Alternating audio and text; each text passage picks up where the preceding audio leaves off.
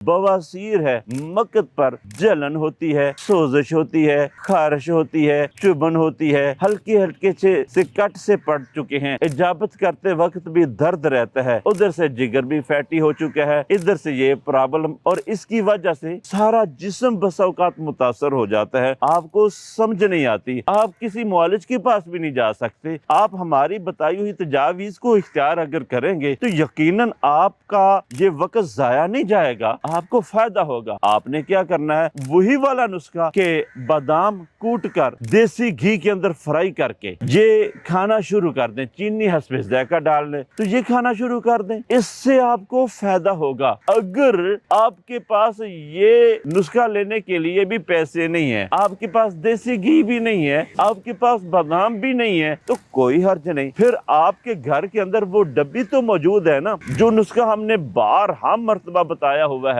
हल्दी, मलट्ठी और सौंफ, 3 चीजें बराबर वजन पीस के रख लें, वक्त जरूरत आप इस्तेमाल करें। तो फैटी लीवर के साथ अगर आपको बवासीर का आर्जा भी है तो आप ये नुस्खा बार बार वक्तन फवक्तन, आधे आधे घंटे बाद, घंटे घंटे बाद, 2 घंटे बाद, 3 घंटे बाद वक्तन फवक्तन इस्तेमाल करते रहें, ताज़ा पानी के साथ। बेज़रर है, इसका कोई नुकसान नहीं है, आप ये इस्तेमाल करिए। जब आपको फायदा महसूस हो कि अब काफी हद तक रिलीफ मिल चुका है तो फिर आप वक्फा बढ़ाते जाइए, हत्ता कि आपको फायदा होगा। इंशाअल्लाह 24 घंटों के अंदर अंदर आपको अच्छा रिजल्ट मिल जाएगा।